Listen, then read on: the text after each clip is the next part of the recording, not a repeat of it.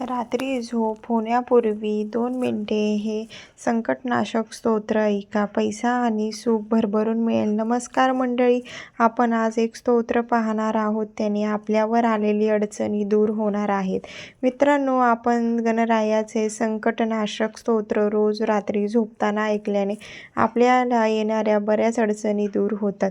मित्रांनो, गणरायाचे संकटनाशक स्तोत्र ऐकल्याने आपल्या जीवनातील वाईट गोष्टींचा नाश होतो व आपल्या सकारात्मक गोष्टींचा प्रवाह वाढत जातो.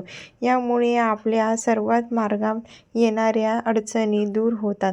आपल्या जीवनात सुख दुःख कमी होऊन सुख समृद्धी शांती याचा योग्य प्रवाह होऊन आपले जीवन चांगले बनत जाते.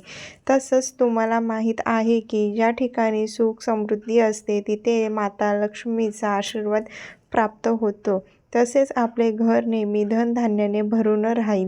पैसा संपत्ती घरात येत राहील. संकटनाशक गणेश स्तोत्र रोज रात्री झोपताना ऐकलं पाहिजे.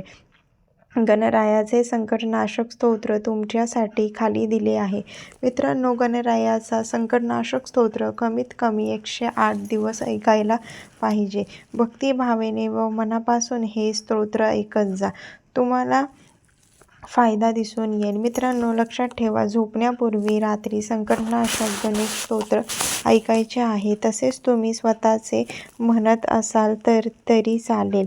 मित्रांनो, आपल्याला जर लेख तुम्हाला आवडला असेल तर नक्की लाईक करा आणि तुमच्या मित्र कुटुंब परिवाराला हा लेख नक्की शेअर करा. ते देखील कमेंट करून कळवावे.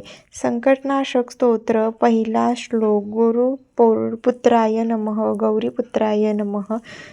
विघ्नहर सर्वसंकट निवारक. नित्य स्मरतो भक्तीने आयु कामार्थ साधिते. दुसरा श्लोक. प्रथम नाव वक्रतुंड. दुसरे एकदंतते. तिसरे कृष्णपिंगाक्ष. चौथे गजवक्रते.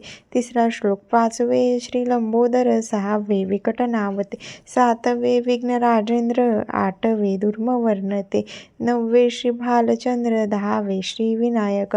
11वे गणपती. 12वे श्री गजानन. 5वा श्लोक. देवाचे नाव हे 12.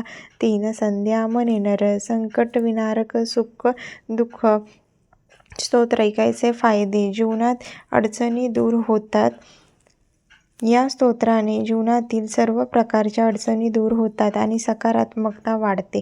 सुख आणि समृद्धी प्राप्त होते. गणेशाच्या कृपेने सुख आणि समृद्धी प्राप्त होते असे म्हटले जाते. नकारात्मकता कमी होते. स्तोत्राचे पठण केल्याने नकारात्मक विचार कमी होतात आणि आत्मविश्वासाला प्रोत्साहन मिळते. स्तोत्र कसे ऐकावे?